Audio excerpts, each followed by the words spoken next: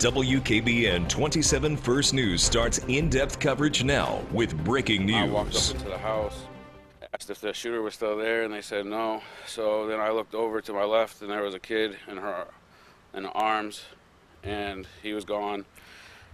A neighbor recalls a night of horror. Now, Struthers police are looking for the suspect of a mass shooting. Good afternoon to you. I'm Chelsea Spears. It has been a tragic day in the valley. 5 people shot, 2 in critical this noon, and 1, a 4-year-old boy, is dead. Police say it all happened at 2 this morning inside this house on Perry Street. 2 of the victims who were shot said a man barged into the house and just started shooting.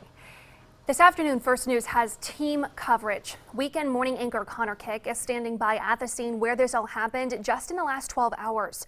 First, though, let's get you to reporter Brooke Minahan. She is live outside the police department where a press conference just ended in the last few minutes. Brooke, what'd you learn?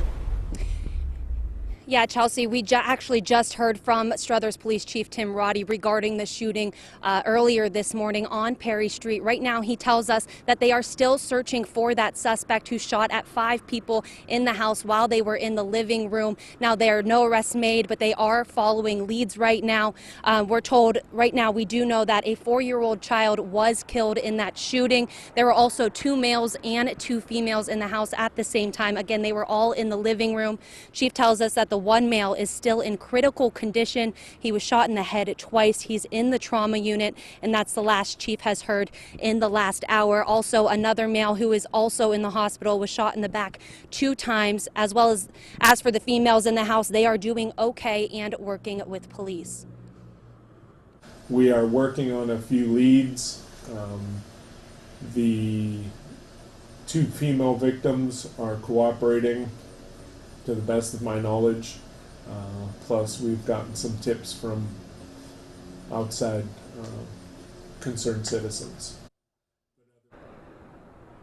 Now, Chief tells us that they've had issues at the home before. They were actually called there last weekend for an overdose. Right now, BCI is on scene searching for the home for any money, drugs, or weapons found inside. Again, the names of the people involved have not been released. However, we are expected to know more information. Chief said he was going to give us an update around 3 o'clock this afternoon. For now, reporting live in Struthers, Brooke Minahan, WKBN 27 First News. All right, Brooke, thank you. She was live at the Struthers Police Department. Now we want to take you to reporter Connor Kick, actually not far away.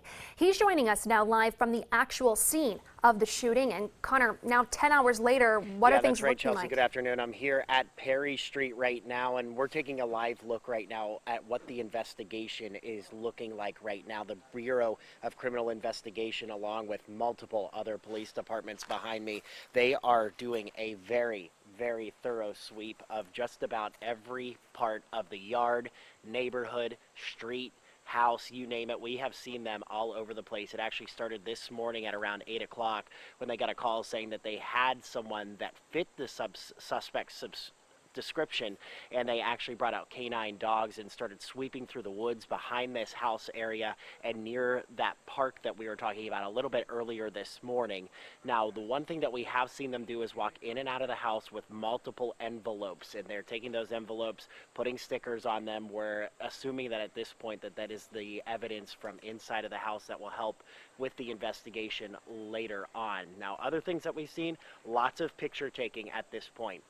They have photographed almost every bit of area around this house, and also they have photographed almost every area inside the house. We have seen them take out some other cameras, recording video, things like that, and ultimately what is going to lead to help ultimately catch this suspect. Now, again, they may bring in more dogs, they may do more investigating up to this point, but up to right now, this is all that we know and all that we're seeing behind us. It has been a pretty consistent scene throughout the whole afternoon and morning so far, but until then, they are still going to continue that search to find that suspect.